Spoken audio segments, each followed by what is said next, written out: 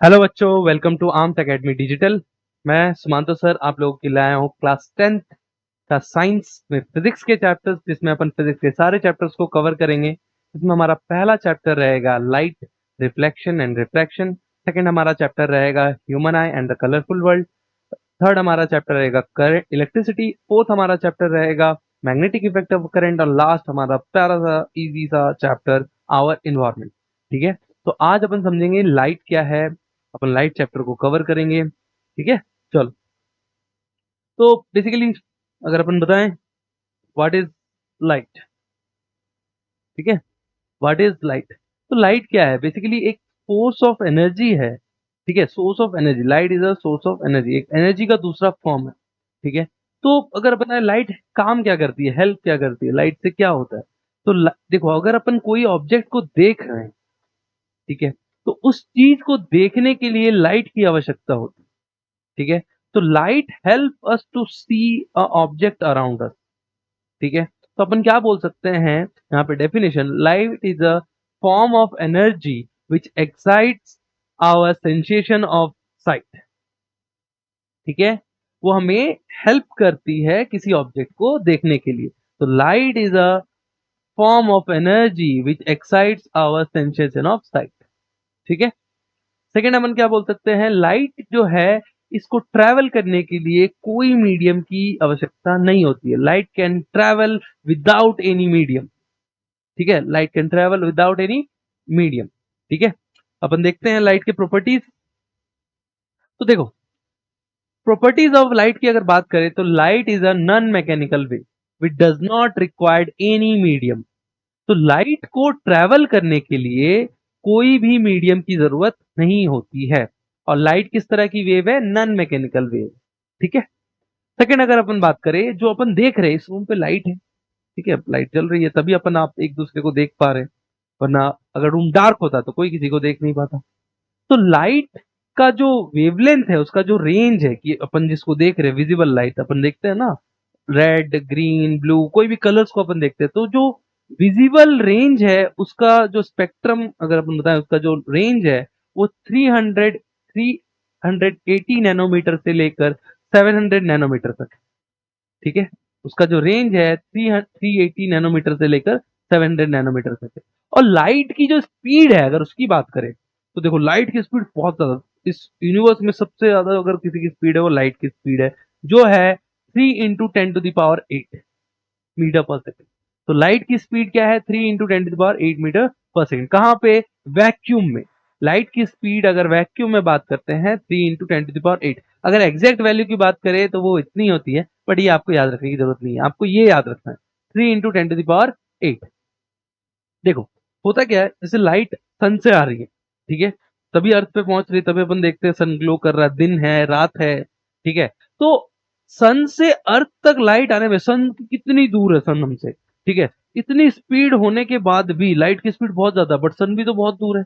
तो सन से लाइट जो अर्थ पे आती है उसको आने में तकरीबन 8 मिनट 20 सेकंड का टाइम लग जाता है। तो सोचो, अगर 8 मिनट 20 सेकंड का टाइम लग जाता है, तो उससे आप क्या कर सकते हो, सन की दूरी कैलकुलेट कर सकते हो। आपको पता है speed is equal to distance upon time. तो टाइम यहाँ कर दे, डिस्टेंस अपन अगर टाइम यहाँ पे इस साइड कर दे, तो हमारा क्या हो जाएगा, speed into time equal to distance. तो अपन को अगर डिस्टेंस निकालना है, तो स्पीड अपन को दी हुई है लाइट की 3 × 10⁸, और टाइम मैंने बोल दिया 8 मिनट 20 सेकंड। तो आप यहाँ पुट कर लोगे तो आपको सन से अर्थ की दूरी भी पता चल सकती है, बट खैर वो हमारे बात नहीं है, इसको रहने दो। ठीक है, स्पीड ऑफ लाइट कितनी होती है? 3 × 10⁸। और अगर अपन बात करें लाइट क्या होती है, ट्रांसवर्स वेव होती है। ट्रांसवर्स वेव कैसी वेव? Electromagnetic wave. ठीक है, ये आपको पढ़नी नहीं है, खाली टर्म याद रखना है, इलेक्ट्रोमैग्नेटिक वेव। लाइट कैसी वेव है?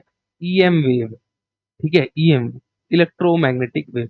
चलो इसको लिख लो, इन 4 पॉइंट्स को। चलो नेक्स्ट देखते हैं। इस चैप्टर में आपको बेसिकली दो पार्ट है, पहला है रिफ्लेक्शन, दूसरा है रिफ्रैक्शन। तो अगर रिफ्लेक्शन समझते हैं, रिफ्लेक्शन एक ऐसी फेनोमेना है, बेसिकली लाइट का बाउंसिंग बैक ऑफ लाइट की रिफ्लेक्शन। मतलब लाइट गया, टकराया, टकरा के कहीं और चला गया, तो वही तो है रिफ्लेक्शन। टकरा के कहीं और जाने के फेनोमेना को ही रिफ्लेक्शन बोलते हैं। तो अपन अगर डेफिनेशन लिखते हैं, तो reflection is a phenomena of bouncing back of light. ठीक है, bouncing back of light after hitting a surface. कोई भी सरफेस है अगर उससे टकरा रही है, अगर इस लाइट ऐसे आई यहां टकराई यहां से गई, तो वही बाउंसिंग बैक ऑफ लाइट को ही अपन क्या बोलते हैं, रिफ्लेक्शन बोलते हैं। ठीक है, अपन देखते हैं इसके बाद law of reflection. Law of reflection क्या है समझो। तो लॉ ऑफ रिफ्लेक्शन में दो पॉइंट्स को आपको समझना है। पहला लॉ ऑफ रिफ्लेक्शन ये बोलता है कि अगर कोई भी लाइट रे, देखो सबसे पहले इससे पहले कुछ और टर्म समझ लो। जो लाइट रे पहले आ रही है इसको इंसिडेंट लाइट रे बोलते हैं, टकराने के बाद जो जा रही है उसको रिफ्लेक्टेड लाइट रे बोलते हैं। ठीक है, तो इंसिडेंट लाइट रे और ये क्या हो गया, रिफ्लेक्टेड लाइट रे। ठीक है, अब देखो जो ये सरफेस है इस पे आई एंगल पे ये लाइट आ रही है, इसको क्या बोलते हैं, नॉर्मल बोलते हैं। तो बेसिकली ये जो एंगल हुआ ये हुआ आई। तो जो भी इंसिडेंट रे अगर कोई एक पर्टिकुलर सरफेस को एक एंगल पे आती है, आई एंगल पे, तो वो रिफ्लेक्टेड राइट रे भी उसी से कितना एंगल बनाएगी, आर बनाएगी। और यहां पे क्या हो जाएगा इसका, आई और आर की वैल्यू सेम हो जाएगी। तो पहला पॉइंट हमारा क्या बोलता है, the angle of incidence equal to angle of reflection. ठीक है, यही लॉ ऑफ रिफ्लेक्शन का पहला पॉइंट है, angle of incident equal to angle of reflection. तो इंसिडेंट रे क्या होती है, जो लाइट रे आती है उसी को इंसिडेंट रे बोलते हैं, जो लाइट रे टकरा के गई उसी को क्या बोलते हैं कि रिफ्लेक्टेड रे बोलते हैं। और ये हमारा क्या है, एक इमेजिनरी लाइन है सरफेस के परपेंडिकुलर, इसी को अपन क्या बोलते हैं, नॉर्मल। ठीक है, तो अगर अपन बात करते हैं यहां पर सेकेंड पॉइंट की, तो सेकेंड पॉइंट क्या बोलता है, जो इंसिडेंट रे है, नॉर्मल है और रिफ्लेक्टेड रे है, सभी एक ही प्लेन से टकराते हुए या एक ही प्लेन से होते हुए जाती है। तो इंसिडेंट रे कहाँ है, इसी प्लेन पे आई। रिफ्लेक्टेड रे कहां से गई, इसी प्लेन से गई। और नॉर्मल भी कहां से लेते हैं, इसी प्लेन से लेते हैं।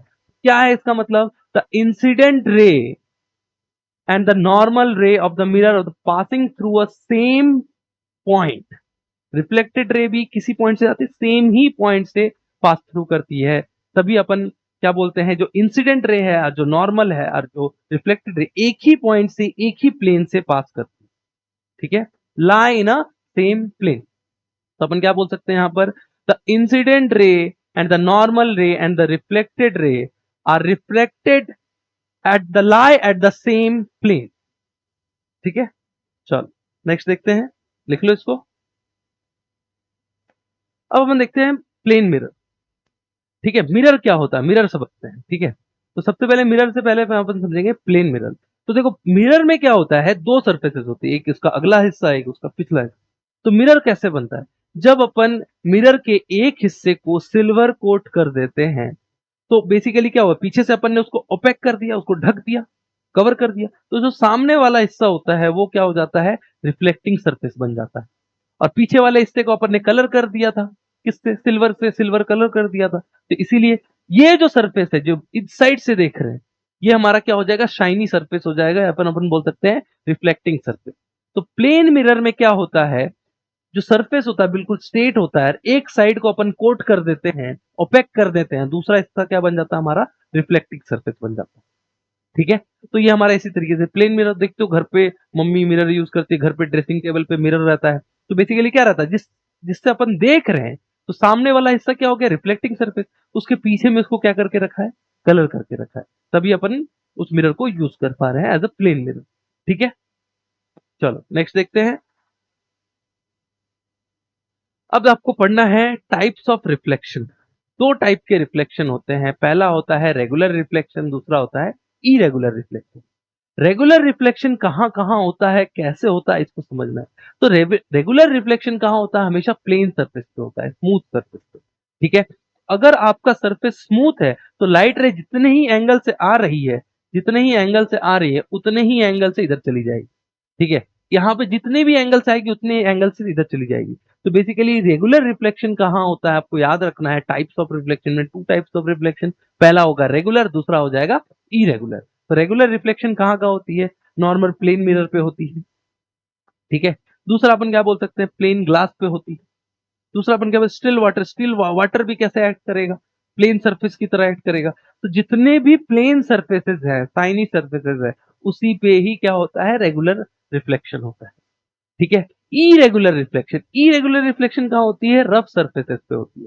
ठीक है, जैसे ऐसा समझ ले कि एक कार्डबोर्ड शीट है, रफ है, रफली शीट है, रफ उबड़ खाबड़ सा शीट है, तो वहां पे क्या है, लाइट रे आया, कोई इधर चला गया, कोई लाइट रे आया, कोई इधर चला गया, तो इसमें जो इंसिडेंट रे है और रिफ्लेक्टेड रे है, दोनों जो ऐसा होता है अलग अलग एंगल पे डाइवर्ज हो जाते हैं। तो सभी रे जो है, जितने भी रे आई है, सब कोई इधर जा रहा है, कोई इधर जा रहा है, कोई इधर जा रहा है, सभी अलग अलग एंगल्स पे जा रहे हैं। तो इरेगुलर रिफ्लेक्शन में क्या होता है, जितने भी रिफ्लेक्टेड रेज होती है सभी अलग अलग एंगल्स पे जाते हैं। ठीक है, तो ये हो गया हमारा इरेगुलर। ये कहाँ होता है, या बोल सकते हो कोई भी रफ सरफेस आप ले लो, वॉल ले लो, ठीक है, कार्डबोर्ड शीट ले लो, ठीक है, कोई भी रफ सरफेस, कोई भी रफ सरफेस आप एक नॉर्मल बोल सकते हो, अ, एक कार्डबोर्ड शीट ले लिया, वो रफली है, तो उस पर टकराया, अलग अलग एंगल पे चला गया। ठीक है, तो आप लिख लो रेगुलर रिफ्लेक्शन और इरेगुलर रिफ्लेक्शन। नेक्स्ट अपन आते हैं characteristics of image obtained in plane mirror. तो प्लेन मिरर पे जो इमेजेस आती है उसकी कैरेक्टरिस्टिक्स, उसको डिफाइन कैसे करेंगे, उसको कहेंगे कैसे? ठीक है, तो प्लेन मिरर पे जो इमेज बनती है वो बनती है इरेक्ट। देखो, आप इरेक्ट का मतलब सबसे पहले समझ लो। इरेक्ट मतलब ऐसी इमेज जो सीधी है, मैं ऐसे हूं, मेरा पैर उल्टा थोड़ी हो गया, पैर तो नीचे ही है, तो मैं अगर अपने इमेज को देखूंगा कैसा दिखेगा, मेरा सर उसी जगह पे दिखे, लेकिन लेफ्ट जो है राइट हो जाता है। वो चीजें अभी आगे समझेंगे स्टेटमेंट में। तो जो अगर इमेज सीधी बन रही है तो उसको क्या बोलेंगे? इरेक्ट। ठीक है, और इमेज अगर उल्टी बनेगी उसको क्या बोलते हैं? इन्वर्टेड। तो इसीलिए अपन ने बोला प्लेन मिरर कैसा इमेज देता है? इरेक्ट इमेज देता है। और प्लेन मिरर कैसा इमेज देता है अगर अपन बताएं, जैसा ही हमारा साइज हो, जो भी अपन जितने लेंथ है हमारी, जितनी भी हाइट है, सेम ही इमेज की भी हाइट होगी। तो प्लेन मिरर फॉर्म्ड, जो इमेज फॉर्म्ड होता है, image formed by the plane mirror is erect and same size of the object. ठीक है, तो पहला स्टेटमेंट क्या हो गया? जो प्लेन मिरर के द्वारा जो इमेज बन रही है वो इरेक्ट बनती है और सेम साइज की बनती है। नेक्स्ट अगर अपन पॉइंट बताएं, image formed by the plane mirror जो होती है, जितने ही डिस्टेंस पे हम खड़े रहते हैं मिरर से, हमारी इमेज भी क्या होती है? उस मिरर से उतने ही डिस्टेंस पे बनती है। ऐसा मान लो कि ये मिरर है, ये बंदा खड़ा है, इससे इसकी दूरी है 10 मीटर, तो जो इमेज बनेगी वो भी कहां बनेगी? 10 मीटर पे ही बनेगी। ठीक है, प्लेन मिरर से। तो हमारा सेकेंड स्टेटमेंट क्या बोल रहा है? Image is at same distance behind the plane mirror as a object is front of it. जितना ही डिस्टेंस ऑब्जेक्ट मिरर से दूर है उतना ही डिस्टेंस मिरर के पीछे में उसका इमेज बनेगी। ठीक है, सेकंड अपन देखते हैं, थर्ड थर्ड अपन देखते हैं। The image is the image of the mirror is literally inverted, laterally inverted. तो लैटरली इन्वर्ट का मतलब क्या हो गया? लैटरली इन्वर्ट का मतलब हो गया जो लेफ्ट है वो राइट दिखेगा। ठीक है, आपने देखे हो कि जब आप मिरर में ऐसे राइट हैंड उठाओगे तो आपको क्या दिखेगा? मिरर आप अगर देखते हो तो मिरर का कौन सा लेफ्ट हैंड लगेगा। तो मिरर में क्या होता है, जब अपन कोई भी चीज राइट पे रखते हैं और उसका लेफ्ट चीज दिखता है तो उसको क्या बोलते हैं? Laterally inverted. ठीक है, देखो आप एम्बुलेंस जाती है तो एम्बुलेंस में क्या होता है, अपन मिरर में देखते हैं, उसमें देखते हैं क्या दिख रहा है, तो अपन को एम्बुलेंस पढ़ नहीं सकते, लेकिन फॉर इमरजेंसी केस के लिए कि कोई भी इंसान देखे और सतर्क हो जाए, हाँ भाई पीछे एम्बुलेंस आ रहा तो जगह देने दो उसको। ठीक है, तो इसीलिए एम्बुलेंस का जो लेटर रहता है वो कैसे लिखा हुआ रहता है? लैटरली इन्वर्टेड लिखा रहता है, जिसके कारण इमेज जो बनती है और लैटरली इन्वर्ट बन जाती है, जिससे एक्चुअल इमेज, एक्चुअल लेटर जो होता है उसका एक्चुअल लिखने का जो शेप होता है उसी इमेज में आपको एम्बुलेंस दिखता है। ठीक है, तो लैटरली इन्वर्टेड क्या हुआ? लेफ्ट का राइट। ठीक है, राइट का लेफ्ट, यही बस इतना ही याद रखना है। ठीक है, यही याद रखना है। जो लैटरली इन्वर्ट का मतलब क्या हो गया? राइट का लेफ्ट, लेफ्ट का राइट। ठीक है, अभी आपको दिख रहा होगा तो इसमें तो आपको सिंपल दिख रहा होगा, इसमें तो कोई लैटरल इन्वर्जन कैमरे में रिकॉर्ड, लेकिन आप एक मिरर में देखो, मिरर में आप जैसे ही राइट हैंड उठाओगे तो आपको क्या दिखेगा? लेफ्ट हैंड उठ रहा है। ठीक है, आप जैसे ही मिरर पे वैसे उठाओगे कि ऐसे मुड़ जाओगे तो आपको क्या लगेगा? आप राइट साइड मुड़े हो। तो लेफ्ट का राइट, राइट का लेफ्ट, इस चीज को ध्यान में रखना। ठीक है, लैटरली इन्वर्ट का मतलब जो इमेज है उसको उल्टा दिखता है, राइट का लेफ्ट, लेफ्ट का राइट। ठीक है, तो ये तीन कैरेक्टरिस्टिक्स हैं। अगर आपको पूछे क्वेश्चन में define three characteristics of plane mirror, तो आपको ये तीन चीजें डिफाइन करनी है। पहला क्या है? इरेक्ट और सेम साइज। इरेक्ट मतलब सीधी बन रही है, और image formed by the plane mirror at the same distance as the object in front of the mirror. ठीक है, लास्ट जो है, इमेज जो बनती है मिरर के द्वारा लेटरली इन्वर्टेड बनती है। ठीक है, नेक्स्ट देखते हैं। तो हाँ, अब यही चीज है कि a robot is standing at a distance 8 metre away from the plane mirror. Robot है जो मिरर से 8 मीटर की दूरी पे है। तो at what distance from him the image be form. तो अगर बताना इमेज कहां बनेगी। हमने बताया अभी प्रॉपर्टी पढ़ा, ये अगर 8 मीटर पे है तो ये भी अगर 8 मीटर पे है, तो ये टोटल डिस्टेंस कितना हो जाएगा, टोटल डिस्टेंस हो जाएगा 16 मीटर। तो इमेज कहां पे बनेगा, 16 मीटर पे बनेगा। ठीक है, ये ध्यान पे रखना है। चलो लिख लो, इसको भी पॉज करके लिखो।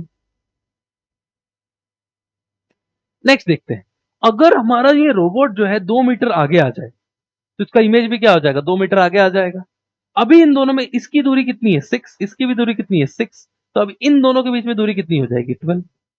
तो बेसिकली जो इमेज की जो दूरी होती है मिरर से, वो ऑब्जेक्ट की दूरी पे डिपेंड करती है in case of plane mirror. ठीक है, तो जितने ही दूरी पे हमारा मिरर ऑब्जेक्ट रहेगा उतने ही दूरी में हमारा इमेज बनेगा। ठीक है, और अगर ऑब्जेक्ट और इमेज की दूरी अगर डिसाइड करें तो दोनों को ऐड करते हैं, सिंपल। ठीक है, चलो नेक्स्ट देखते हैं। अब अपन समझेंगे स्पेरिकल मिरर। इस चैप्टर में सबसे इंपॉर्टेंट यही है, स्पेरिकल मिरर। तो स्पेरिकल मिरर्स क्या होता है, जब अपन, अभी अपन ने क्या किया, एक प्लेन सरफेस को एक साइड से कोट कर दिया, ठीक किया था। अब अपन क्या करेंगे, एक स्पेरिकल सरफेस को पहले कट करेंगे। सपोज मान लो ये स्पेरिकल सरफेस, इसको ऐसे कट कर दिया, ऐसे कट कर दिया, तो आपको कैसे शेप मिलेंगे, एक कुछ ऐसा शेप मिलेगा और एक कुछ ऐसा शेप मिलेगा, दो शेप मिलेंगे। ठीक है, तो अभी अपन कोटिंग करेंगे, उसके बेसिस पे अपन को दो तरह के मिरर्स मिलेंगे। पहला मिलेगा कॉन्वेक्स मिरर, दूसरा मिलेगा कॉनकेव मिरर। ठीक है, तो कॉन्वेक्स मिरर के केस में क्या हो जाता है, जब अपन इस साइड में कोटिंग कर देते हैं तो ये क्या बन जाता है मेरा, कॉन्वेक्स मिरर। ठीक है, तो अगर अपन क्या करते हैं, इस शेप में इस साइड में अगर कोटिंग कर दें तो ये क्या बन जाएगा मेरा, कॉन्वेक्स मिरर। तो कॉन्वेक्स मिरर कैसा होता है भाई, अगर आपके साइड से देखो, देख भाई ये मेरा हाथ है, इस साइड पे मैं कोटिंग कर दिया तो ये क्या बन गया मेरा, आपके लिए ये क्या बन गया, कॉन्वेक्स मिरर बन गया। ठीक है, इस साइड पे अगर कोटिंग कर दिए तो ये क्या बन गया मेरा, कॉन्वेक्स मिरर। सिमिलरली अगर कॉनकेव मिरर की बात करें, ठीक है, तो कॉनकेव मिरर में क्या हो जाएगा, अगर अपन इस साइड पे कोट कर देते हैं तो ये वाला कौन सा साइड हो जाएगा, रिफ्लेक्टिंग साइड, और ये वाला कौन सा हो जाएगा, ओपेक साइड हो जाएगा। तो रिफ्लेक्टिंग साइड के कारण ये कौन सा मिरर बन जाएगा मेरा, कॉनकेव मिरर बन जाएगा। तो अगर फिर से अगर आप इसी शेप में बताएं, तो अगर अपन क्या करते हैं, इस साइड को, ठीक है, इस साइड को अपन को एज इट इज रहने देना, तो अपन ने क्या किया, इस साइड को कोट कर दिया, तो ये क्या बन गया आपके लिए, कॉनकेव मिरर। तो कॉनकेव मिरर है तो केव जैसा दिख रहा है, केव जैसा, ऐसे गुफा की तरह। तो कॉनकेव मिरर क्या होता है, इस साइड में शाइनी सरफेस रहता है, इस साइड में ओपेक सरफेस रहता है। ये मेरा रिफ्लेक्टिंग सरफेस, ये मेरा ओपेक सरफेस। चलो फिर से एक बार रिवीजन करते हैं। कॉन्वेक्स मिरर, कॉन्वेक्स मिरर में क्या कर रहे हैं, इस साइड को अपन ने कोट कर दिया, तो ये हमारा कौन सा हो गया, रिफ्लेक्टिंग साइड, और ये मेरा कौन सा हो गया, ओपेक साइड। ठीक है, सिमिलरली यहां पे अगर आते हैं, इस साइड को कोट कर दिया तो ये मेरा कौन सा हो गया, ओपेक साइड, ये मेरा कौन सा हो गया, रिफ्लेक्टिंग साइड। तो कॉनकेव मिरर में ये मेरा क्या होता है, रिफ्लेक्टिंग साइड होता है, जिधर मिरर की तरह एक्ट करता है, और ये मेरा क्या हो जाता है, ओपेक साइड। चलो चलो डायग्राम बना के लिख लो इसको।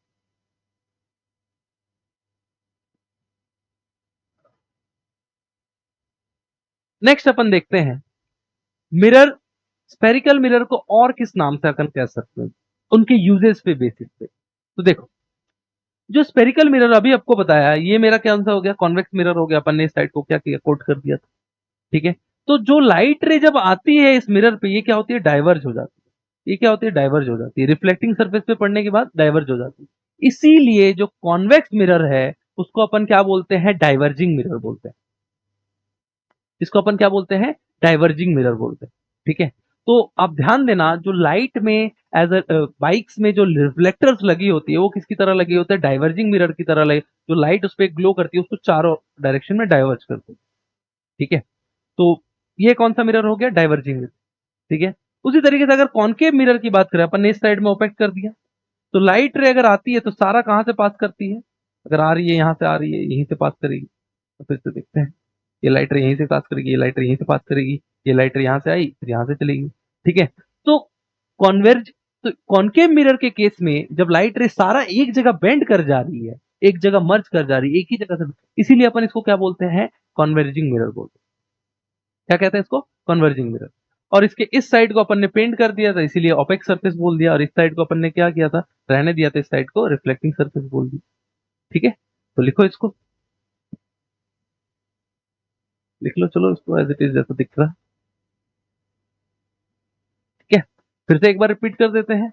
इस साइड को अपन ने क्या किया, पेंट कर दिया, तो दूसरे साइड पे लाइट रे ऐसे आई, ऐसे रिफ्लेक्ट कर, ऐसे आई, ऐसे चली गई, ऐसे आई, ऐसे, इसीलिए इसको क्या बोल दिया, डाइवर्जिंग मिरर। दूसरे वाले को क्या बोल दिया, कन्वर्जिंग मिरर। ठीक है, चलो अब अपन समझेंगे कुछ टर्म्स मिरर से रिलेटेड। ठीक है, जिस तरीके से आपको इमेज से रिलेटेड टर्म बताया कि इन्वर्टेड क्या है, इरेक्ट क्या है, ठीक है, उसी तरीके से कुछ टर्म समझेंगे यहाँ पे मिरर से रिलेटेड। जब अपन एक स्पेरिकल सरफेस को कट करते हैं, दो साइड से, अपन ने यहां से कट किया था, यहां से कट किया, तो स्पेयर का ये क्या हो जाएगा, सेंटर हो जाएगा, और ये क्या हो जाएगा, उसका रेडियस हो जाएगा। ठीक है, तो बेसिकली इस सेंटर को ही अपन क्या बोलते हैं, सेंटर ऑफ कर्वेचर बोलते हैं। ठीक है, किसी भी मिरर का जो सेंटर होता है, अगर इस मिरर को अगर कट किए हैं, यही उसका सेंटर हो जाएगा। तो किसी भी मिरर का जो सेंटर होता है उसी को अपन क्या बोलते हैं, सेंटर ऑफ कर्वेचर। इसका डेफिनेशन अगर बताएं तो centre of curvature of a mirror is the centre of curvature, centre of the sphere. जो स्फीयर का जो सेंटर है वही centre of curvature of the mirror है। ठीक है, चलो नेक्स्ट देखते हैं, पोल। पोल क्या होता है, पोल बेसिकली अगर अपन इसको कट कर देते हैं तो यहाँ पे क्या आ गया, एक ऐसा मिरर आ गया। ठीक है, पोल किसको बोलते हैं, पोल होता है geometrical centre of the spherical surface. ठीक है, तो जैसे ये सरफेस है, देखो इधर भी उतना ही हिस्सा है, इधर भी उतना ही हिस्सा है, तो ज्योमेट्रिकल सेंटर मतलब जो बीच वाला हिस्सा होगा, ऊपर भी उतना ही, नीचे भी उतना ही। ये वाला पॉइंट मेरा क्या आ जाएगा भाई, ये वाला मेरा क्या हो जाएगा, पोल हो जाएगा। ठीक है, इस पॉइंट को क्या बोलेंगे, पोल। तो पोल का डेफिनेशन लिखो, the geometrical centre of the spherical surface of a mirror is called pole. ठीक है, अब ध्यान देना, प्रिंसिपल एक्सिस। प्रिंसिपल एक्सिस क्या होता है, एक ऐसी एक्सिस जो पोल से होते हुए रेडियस ऑफ कर्वेचर से पास थ्रू करती है, उसी को अपन क्या बोलते हैं, प्रिंसिपल एक्सिस। ठीक है, तो अपन इस पे क्या बोल सकते हैं, definition, it is a straight line, it is a straight line joining the poles of the mirror and the centre. ठीक है, टू इट्स सेंटर। ठीक है, तो जो ऐसी लाइन जो इसके पोल से रेडियस ऑफ कर्वेचर को पास थ्रू करती है, इसी को अपन क्या बोलते हैं, इसी लाइन को अपन क्या बोलते हैं, प्रिंसिपल एक्सिस। तो ये हमारा हो गया प्रिंसिपल एक्सिस, ये लाइन ही हो जाएगा प्रिंसिपल एक्सिस। ठीक है, थर्ड तीन हो गए, चौथा देखते हैं, रेडियस ऑफ कर्वेचर। तो रेडियस ऑफ कर्वेचर क्या है, तो रेडियस ऑफ कर्वेचर बेसिकली एक लेंथ है। Radius of curvature of a mirror को अपन डिफाइन कैसे कर सकते हैं, ये बेसिकली आपने अभी देखा, इसको अपन ने क्या बोला, सेंटर ऑफ कर्वेचर। तो रेडियस ऑफ कर्वेचर क्या है, लेंथ है, कहां से, पोल से सेंटर ऑफ कर्वेचर की दूरी को अपन क्या बोलते हैं, रेडियस ऑफ कर्वेचर बोलते हैं। ठीक है, चलो, तो अपन इसका डेफिनेशन क्या बोल सकते हैं, radius of curvature of a mirror is the radius of the sphere which is of the mirror. ठीक है, नेक्स्ट अपन देखते हैं,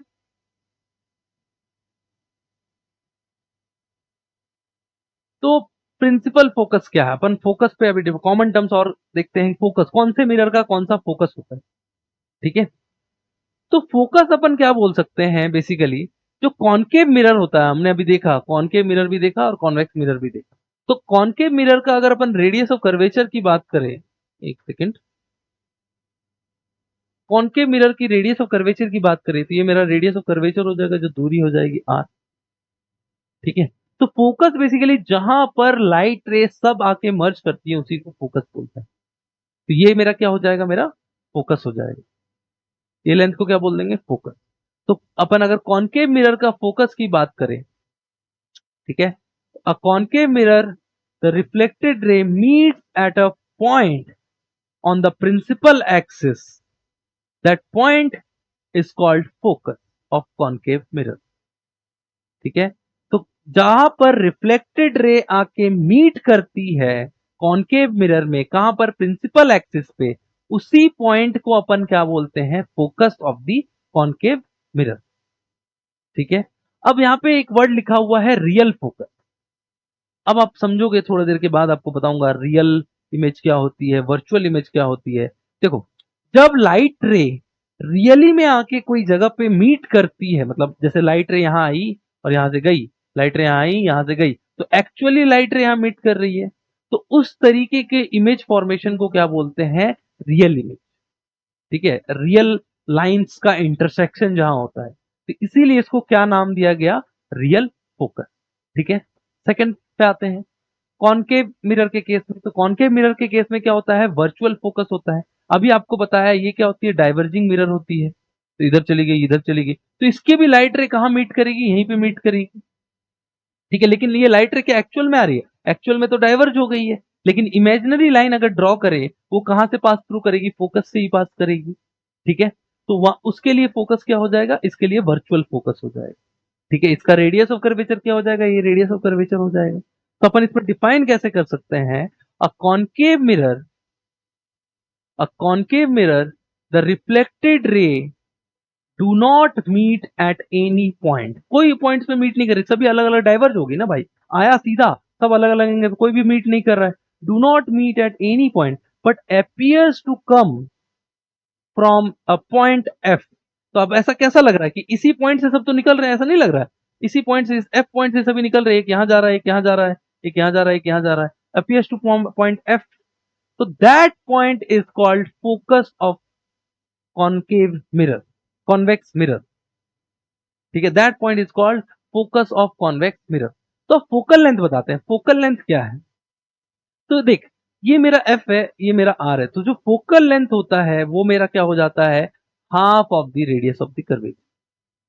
फोकल लेंथ क्या होता है, half of the radius of the curvature. तो अपन अगर इसका डेफिनेशन लिखते हैं फोकल लेंथ का, the distance of the focus from the pole, जैसा अपन ने रेडियस ऑफ कर्वेचर को डिफाइन किया, क्या, सेंटर ऑफ कर्वेचर से पोल की जो डिस्टेंस होती है उसी को रेडियस ऑफ कर्वेचर बोलते हैं। उसी तरीके से पोल से फोकस का जो डिस्टेंस होता है उसी को अपन क्या बोलते हैं, focal length. The distance of the focus from the pole of the mirror is called focal length. ठीक है, is called focal length of the mirror. ठीक है, चलो नेक्स्ट चलते हैं, क्वेश्चन देखते हैं। चलो क्वेश्चन मेरे यहाँ पे क्वेश्चन है, find the focal length of convex mirror whose radius of curvature is 32। ठीक है, तो आपको रेडियस ऑफ कर्वेचर आर की वैल्यू दी हुई है, दैट इज 32 सेंटीमीटर। ठीक है, आर की वैल्यू दी है 32 सेंटीमीटर। आपको फाइंड करना है फोकल लेंथ, तो आपको फॉर्मूला पता है, F is equal to R by 2। तो आपको फोकल लेंथ निकालना है, तो आप एफ के जगह, आर के जगह पे क्या पुट कर सकते हो, 32/2 कट करोगे तो यहाँ पे क्या आ जाएगा, 16। तो आपका फोकल लेंथ क्या आ जाएगा उस मिरर का, 16 सेंटीमीटर। ठीक है, आपको गिवन था यहाँ पे 32 थी। ठीक है, तो आप वहां पे पुट कर सकते हो, F is equal to R by 2। तो focal length of the convex mirror will be 16 centimetre. ठीक है, चलो नेक्स्ट चलते हैं। नेक्स्ट और एक क्वेश्चन है, ये आप करो, वीडियो को पॉज करके करो, उसके बाद मैं करता हूं। चलो चलो देखते हैं क्वेश्चन को अब। The focal length of a spherical mirror is 20 centimetre, what is the radius of curvature. तो यहां पे आपको फोकल लेंथ एफ की वैल्यू दी हुई है, दैट इज 20 सेंटीमीटर। किसके लिए, कौन, किसके लिए दी हुई है, स्पेरिकल मिरर के लिए दी हुई। आपको फाइंड करना है what is the radius of curvature. तो आपको पता है F is equal to R by 2, we know that. ठीक है, एफ की वैल्यू कितनी दी हुई है, 20। अपन को फाइंड करना आर, इस आर को अगर इधर लेके चले जाएंगे तो आर इक्वल टू क्या हो जाएगा, 2f के बराबर। तो 2 आपको एफ की वैल्यू दी हुई है 20, यहां से क्या आ जाएगा, 40 सेंटीमीटर। तो radius of curvature of the spherical mirror will B 40 centimetre. ठीक है, चलो, तो चलो इस चैप्टर में अब एक सबसे इंपॉर्टेंट पार्ट आता है, रे डायग्राम आपको समझना, कि किसी भी इमेज का पोजीशन निकालने के लिए या किसी भी इमेज का शेप साइज निकालने के लिए अपन को रे डायग्राम का हेल्प लगेगा। तो रे डायग्राम क्या है, the distance of the image from the object can be found by the रे डायग्राम। तो अपन ऐसे मेजर थोड़ी कर सकते हैं कि वहां पे है इमेज, कहां पे है। तो रे डायग्राम बेसिकली एक ज्योमेट्रिकल कॉन्फ़िगरेशन है, ज्योमेट्रिकल हेल्प है, जिसके थ्रू से अपन किसी भी इमेज का पोजीशन या फिर किसी भी इमेज का जो डिस्टेंस है वो फाइंड कर सकते हैं ऑब्जेक्ट के रिस्पेक्ट में बोल लो या मिरर के रिस्पेक्ट में बोल लो।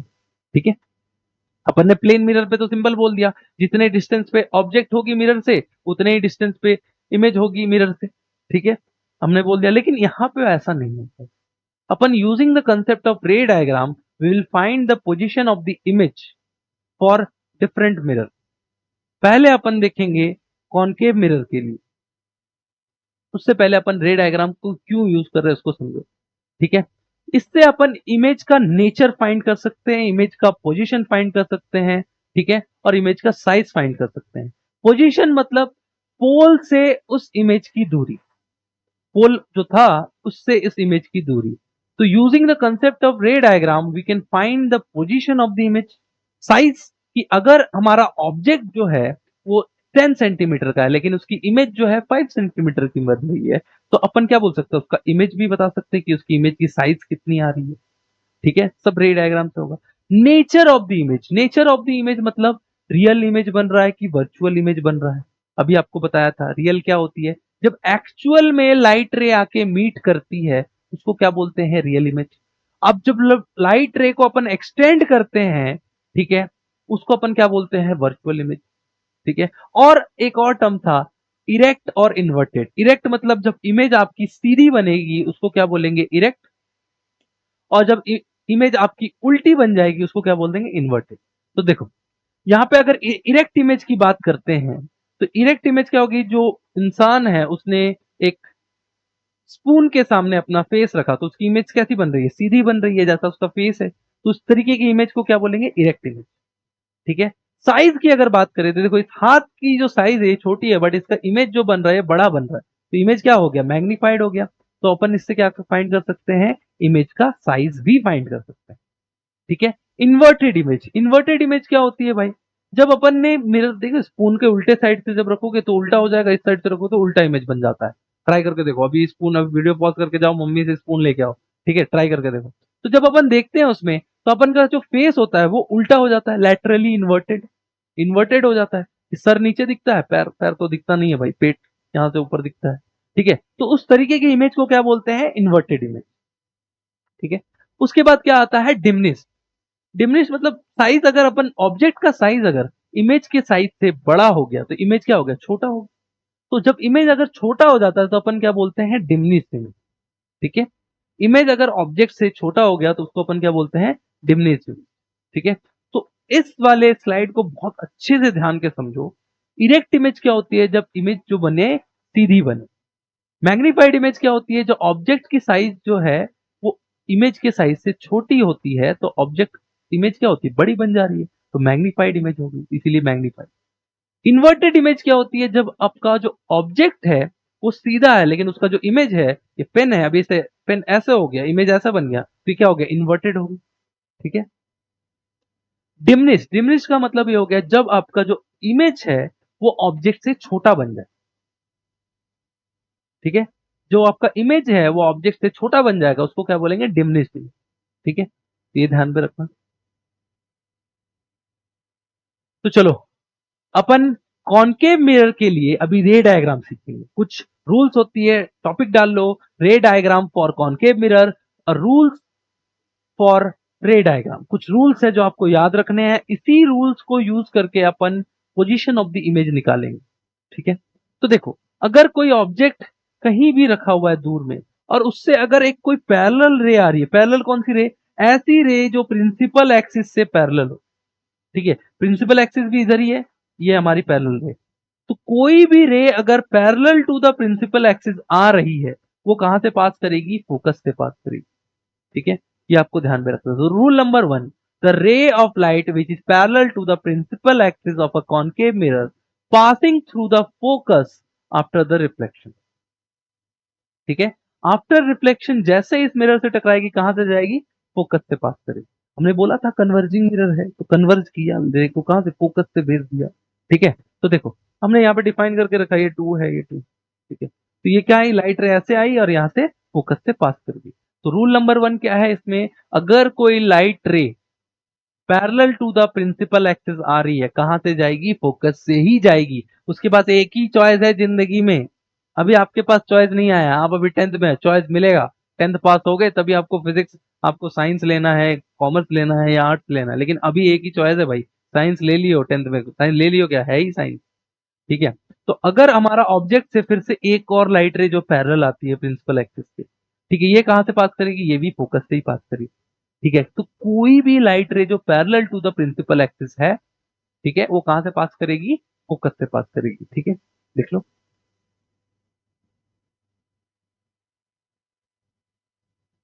नेक्स्ट अपन समझेंगे कि कोई लाइट रे अगर सेंटर ऑफ कर्वेचर से जा रही है, थोड़ा मैं इसको ऊपर कर देता हूं। कोई लाइट रे अगर सेंटर ऑफ कर्वेचर से जा रही है, ठीक है, तो वो लाइट रे सेंटर ऑफ कर्वेचर से ही पास थ्रू करेगी। अ लाइट रे passing through the center of curvature, then the reflected light ray bouncing back या फिर back along the same path।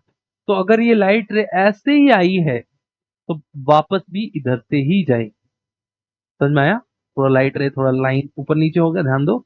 ये ऐसे गई, ठीक है, वापस भी इसी पाथ से आएगी। ठीक है, तो ये रूल नंबर 2 है कि कोई भी लाइट रे अगर सेंटर ऑफ कर्वेचर से पास थ्रू कर रही है, वो वापस भी सेंटर ऑफ कर्वेचर से ही आएगी। ठीक है, चलो लिखो। रूल नंबर 3 कि कोई भी लाइट रे, अब उसका उल्टा जो अपन ने पढ़ा था उसका उल्टा। ठीक है, दो पढ़े ना रूल, दो रूल का उल्टा देखेंगे। देख कि कोई भी लाइट रे अगर अगर फोकस से पास थ्रू कर रही है, तो वो लाइट रे क्या हो जाएगी? Parallel to the principal axis हो जाएगी। ठीक है, तो इसमें अपन रूल नंबर 3 में क्या लिखेंगे? A light ray passing through the focus of a concave mirror become parallel to the principal axis after reflection. तो आफ्टर रिफ्लेक्शन क्या हो जाएगा? Parallel to the principal axis हो जाएगा। ठीक है, ये लाइट रे ऐसे आई, फोकस से पास करी, कैसा हो जाए? Parallel to the principal axis. कोई लाइट रे अगर ऐसे आ रही है, ऐसे जा रही है, ये कैसा हो जाए? Parallel to the principal axis. ठीक है, कोई भी लाइट रे हो अगर आ रही है, फोकस से पास कर रही हो, parallel to the principal axis हो जाएगी। ठीक है, ये रूल नंबर 3 लिख लो। चलो नेक्स्ट देखते हैं, रूल नंबर 4।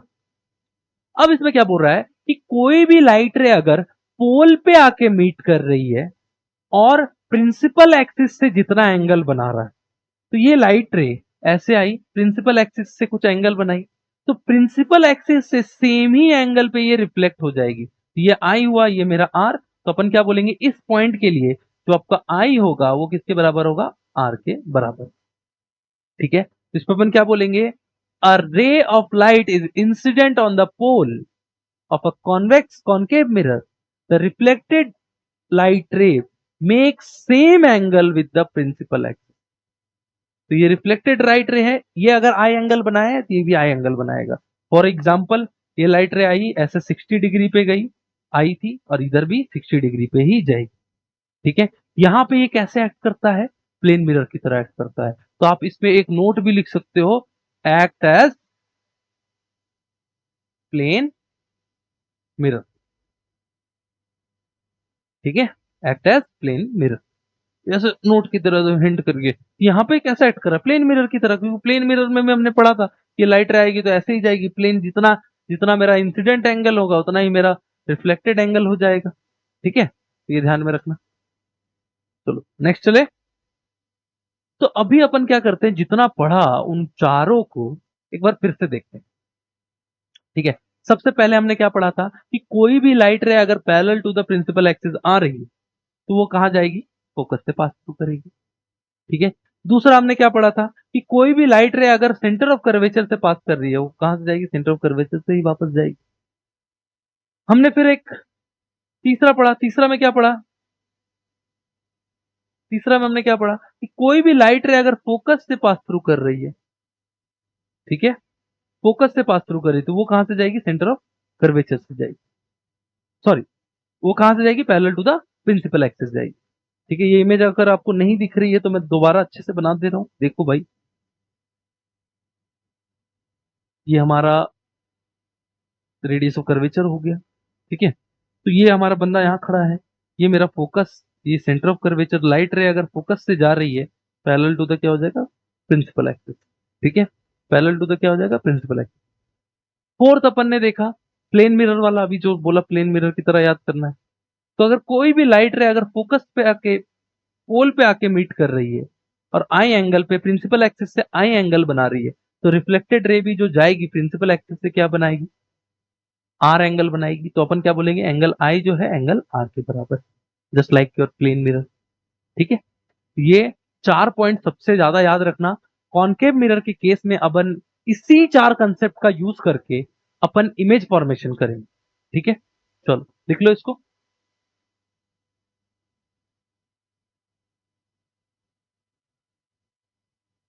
ठीक है, तो देखो अपन अभी देखेंगे इमेज फॉर्मेशन इन कॉनकेव मिरर। तो कॉनकेव मिरर में इमेज फॉर्मेशन देखेंगे। अगर कोई ऑब्जेक्ट सेंटर ऑफ कर्वेचर से पीछे रखा हुआ है तो ये हमारा फोकस हो गया, ये हमारा सेंटर ऑफ कर्वेचर हो। ठीक है, अब अगर हमारा जो ऑब्जेक्ट है वो यहां पे रखा हुआ है, सेंटर ऑफ कर्वेचर से पीछे रखा हुआ है, जो अपन ने 4 लॉ सीखे हैं उसी से करेंगे। एक ray parallel to the principal axis आई, कहां से पास थ्रू करेगी भाई, फोकस से जाएगी। ठीक है, और अपन ने बोला कोई भी लाइट रे अगर फोकस से जा रही है वो कहां से जाती है, parallel to the principal axis हो जाती है। तो कहां मीट कर रही है लाइट रे, यहां मीट कर रही है, यहां पे मीट कर रही है। ठीक है, तो हमारा जो इमेज बनेगा वो कहां बन रहा है, फोकस और कर्वेचर के बीच में बन रहा है, सेंटर ऑफ कर्वेचर के कहीं बीच में बन रहा है। ठीक है, तो अपन क्या बोलेंगे, जो पोजीशन ऑफ द इमेज होगी वो कहां पर होगी, कर्वेचर और फोकस के बीच में। ठीक है, अब ध्यान देना, अगर नेचर बताना रहा इमेज का, ठीक है, अगर नेचर बताना रहा, तो अभी रियल रे आके मीट कर रही है, कोई भी वर्चुअल रे इसका कंसेप्ट यहाँ पे है नहीं। तो यहाँ पे क्या हो जाएगा, इमेज कैसा बनेगा, रियल इमेज बनेगा। ठीक है, रियल इमेज बनेगा। अब ध्यान देना कि इस पॉइंट को अपन ने ए बोला है, इस पॉइंट को बी बोला है, तो ये यहां से गई यहां पे आई, ए पॉइंट यहां से गई, यहां से गई ऊपर से नीचे आई, तो यहाँ पे क्या बन रहा है मेरा, अगर अपन इसको देखें गौर से, ए डैश बन रहा है, मतलब उसका सर कहाँ गया, नीचे चला गया। तो अभी इमेज कैसी बन गई, उल्टी बन गई। तो अगर इमेज अगर उल्टी बन जाए तो उसको क्या बोलते हैं, इन्वर्टेड इमेज। ध्यान दे, ये पेन मेरा ऐसे था, ठीक है, इस तरीके से था, अब ये नीचे बन गया, उल्टा हो गया। ठीक है, ये उल्टा हो गया, अब पेन अगर उल्टा हो गया तो अपन की इमेज क्या होगी, उल्टी होगी। तो उल्टी होने से अपन क्या बोलते हैं, इन्वर्टेड इमेज। ठीक है, अब ध्यान दे, इसकी साइज इतनी है लेकिन हमारी इमेज क्या बन रही है, छोटी बन रही है। तो ऑब्जेक्ट की साइज अगर इमेज से बड़ी हो जाए तो इमेज को क्या बोलेंगे, डिमिनिश। इसीलिए हमने बोला डिमिनिश, या फिर आप वर्ड स्मॉलर भी यूज कर सकते हो, स्मॉलर। ठीक है, नेक्स्ट चलते हैं। अगर हमारा ऑब्जेक्ट जो है सेंटर ऑफ कर्वेचर पे ही है, ठीक है, तो ऑब्जेक्ट हमारा अगर सेंटर ऑफ कर्वेचर पे हो तो लाइन ऐसे जाएगी। ठीक है, लाइन ऐसे गई, फिर कहां से पास थ्रू करेगी, फोकस से पास थ्रू करेगी। यही रूल था, पैरेलल टू द, अगर कोई भी लाइट रे अगर parallel to the principal axis हुई, कहां से जाएगी भाई, फोकस से ही जाएगी, तो फोकस से गई। और कोई लाइट रे अगर फोकस से पास थ्रू कर रही है तो वो कहां से जाएगी, parallel to the principal axis हो जाएगी, उसकी रिफ्लेक्टेड रे यहां से चलेगी। देखो मीट कहां पे कर रही है, बिल्कुल सेंटर ऑफ कर्वेचर के नीचे मीट कर रही है। तो जितना ही मेरा ऑब्जेक्ट का साइज था उतना ही मेरा इमेज का साइज। ठीक है, और कहां पे मीट कर रही है, एग्जैक्ट सेंटर ऑफ कर्वेचर पे ही। तो हमारा अगर ऑब्जेक्ट का पोजीशन सेंटर ऑफ कर्वेचर हुआ तो इमेज का भी पोजीशन क्या हो जाएगा, सेंटर ऑफ कर्वेचर। ठीक है, रियल रे मीट कर रही है इसीलिए अपन ने लिखा रियल। इन्वर्टेड क्यों, क्योंकि ये इमेज ऐसी थी, ये नीचे जाके उल्टी हो गई, तो हमारा क्या बोल दिया, इन्वर्टेड इमेज। अब देखो, इसका भी साइज उतना है, इसका भी साइज उतना ही है, तो अपन क्या बोलेंगे, सेम साइज। ठीक है, तो जो नेचर ऑफ द इमेज हो जाएगा, if you place our object at the centre of curvature, तो नेचर ऑफ द इमेज क्या हो जाएगा, real, inverted and same size. ठीक है, ये ध्यान में रखना। नेक्स्ट चलते हैं, लिख लो भाई। Object between focus and centre of curvature, अगर हमारा जो ऑब्जेक्ट है फोकस और सेंटर ऑफ कर्वेचर के बीच में रखा हुआ है तो हमारा ऑब्जेक्ट यहाँ पे रहेगा। तो इससे अगर पैरेलल लाइन जा रही है वो कहां से करेगी, फोकस से क्रॉस करेगी। और अगर फोकस से कोई लाइट रे जा रही है वो कहां से cross, parallel to the principal axis हो जाएगी, उसकी रिफ्लेक्टेड रे। तो जो हमारा इमेज बन रहा है वो कहाँ बन रहा है, पीछे बन रहा है, सेंटर ऑफ कर्वेचर से पीछे बन रहा है, और उसकी जो साइज है वो इमेज ऑब्जेक्ट के साइज से बड़ी बन रही है, इमेज की साइज।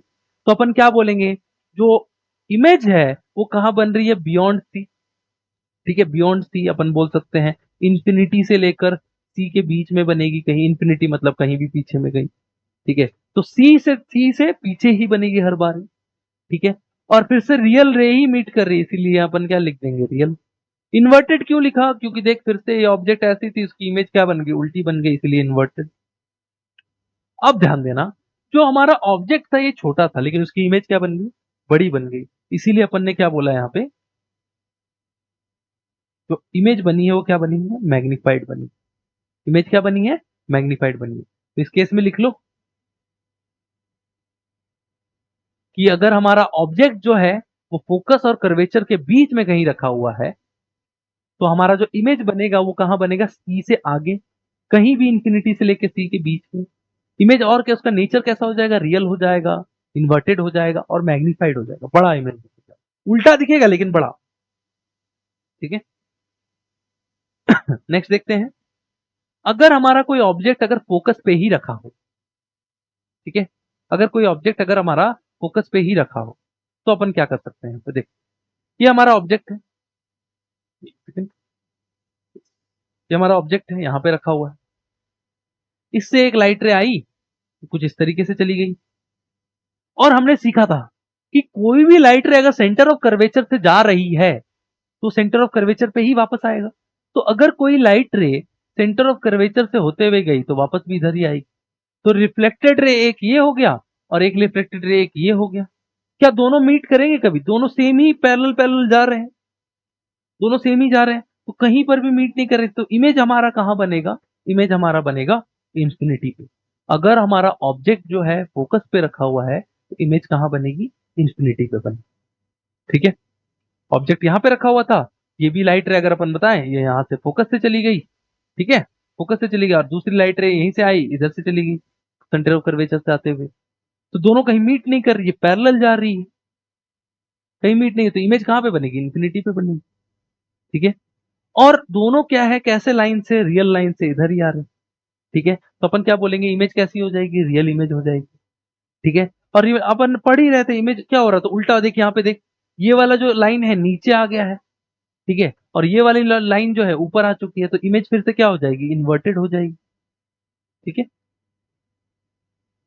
इमेज क्या हो जाएगी, फिर से इन्वर्टेड हो जाएगी। क्लियर है, और लास्ट अगर अपन बताएं, अगर अपन उसकी बात करते हैं कि कैसी साइज कितनी हो जाएगी, अगर यहाँ पे इमेज फोकस पे रखी थी ऐसी, और यहाँ पे पैरेलल लाइट इंफिनिटी पे जा रही है, ठीक है, इन्फिनिटी कहीं पे भी मीट नहीं कर रही है, तो अगर लाइट रे अगर पैरेलल उधर चली गई तो इमेज कैसे बन जाएगी, highly magnified, in large, highly large. तो हमारा अगर ऑब्जेक्ट जो है फोकस पे रखा हुआ रहता है तो उसकी जो इमेज बनती है वो कहाँ बनती है, इंफिनिटी पे बनती है। ठीक है, और कैसी लाइन से, रियल लाइन से, इमेज कैसी हो जाएगी, इन्वर्टेड हो जाएगी, और कैसा साइज क्या हो जाएगा, ऑब्जेक्ट के साइज से बहुत बड़ा, तो highly magnified, highly large image. ठीक है, चलो लिखो इसको।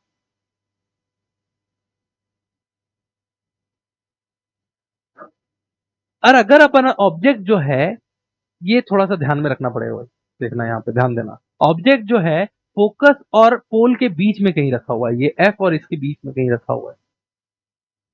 ठीक है, तो यहाँ पे ध्यान देना, अगर कोई लाइट रे यहां से आ रही है, फोकस से होते हुए आ रही है, यहां से इस जगह से, इस जगह से आ रही है, ठीक है, तो लाइट रे कहां से जाएगी, पैरेलल टू द, यहां से पैरेलल आ रही थी तो कहां से जाएगी, फोकस से पास थ्रू करेगी, फोकस से पास थ्रू करेगी। ठीक है, क्लियर है, और कोई लाइट रे अगर अपन बताएं फोकस से पास सेंटर ऑफ कर्वेचर से जा रही है, ठीक है, तो ये कहां से जाएगी, ये सेंटर ऑफ कर्वेचर से ही वापस हो जाएगी। ठीक है, सेंटर ऑफ कर्वेचर से वापस हो जाएगी। तो अगर अपन बताएं यहां पर इस लाइट रे को, दो देखो ये लाइट रे क्या हो रही है, इधर इनलार्ज हो जा रही है, फैलते जा रही है, कहीं पर भी मीट नहीं कर सकती, दोनों एक दूसरे से, ये वाली लाइट देखो यहाँ पे इतना गैप था, यहाँ पे बड़ा गैप है, यहाँ पे कहीं पर भी मीट नहीं कर रही। तो अपन यहाँ पे क्या करते हैं, एक डॉटेड लाइन इस तरीके से ले लेते हैं, इमेजिनरी लाइन, तो यहाँ पे ये दोनों इंटरसेक्ट कर रहे होंगे कहीं पे, यहीं पे इंटरसेक्ट कर रहे होंगे। तो जो in case of object, if you place object at focus, between focus and pole, तो जो इमेज बनती है वो कहाँ बनती है, राइट साइड बन जाती है। ठीक है, और ये कैसे लाइन से, ये कौन से लाइन से, रियल लाइन से, रियल लाइन से इधर चले गए जो कहीं मीट नहीं कर रहे, तो कैसे लाइन से, वर्चुअल लाइन से। तो जो इमेज बनती है वो कैसी बनती है, वर्चुअल इमेज बनती है। और कहाँ बनती है, बिहाइंड दी मिरर बनती है, मिरर के राइट साइड में बनी, राइट में बन रही है। ठीक है, और कैसी बन रही है, वर्चुअल बन रही है। वर्चुअल क्यों बन रही है, क्योंकि वो लाइट रेज, वो रिफ्लेक्टेड लाइट रेज जो कि इमेजिनरी लाइंस है, ये इमेजिनरी लाइंस है, रियल वाले लाइंस इधर चले गए, तो इमेजिनरी लाइंस से, तो इसके कारण कैसी इमेज बनेगी, वर्चुअल इमेज बन जाएगी। ठीक है, अब ध्यान दे, इसका भी ऐसा ही है, इसका भी सर ऐसे ही बन रहा है, क्योंकि इससे पास थ्रू, इससे एक लाइन ऐसे पास थ्रू करके गया था, इसका भी इधर ही आया था, इससे दूसरी वाली लाइट की ऐसे गई थी। ठीक है, उसका भी इधर से ही क्रॉस कर गया था, तो अपन ने यहाँ पे क्या किया था, इसका एक्सटेंड किया था। क्लियर है, तो एक्सटेंड किया तो यहाँ पे कैसा इमेज बना, सीधा ही इमेज बना, तो अपन ने इसीलिए क्या लिखा, इरेक्ट। तो कॉनकेव मिरर के केस में एक ही कंडीशन होता है जब हमें इरेक्ट इमेज देता है, बाकी अलावा हर केसेस में कहीं भी प्लेस कर रहे हैं वो क्या देगा मेरे को, इन्वर्टेड इमेज दे रहा था। ठीक है, और इमेज कैसी बन रही थी, मैग्नीफाइड। इमेज कैसी बन रही है, मैग्नीफाइड बन रही है, इसका साइज इतना है, इसका साइज और बड़ा हो जा रहा है। ठीक है, तो ये लिखो, ध्यान रखो इनको, इनको लिख लो।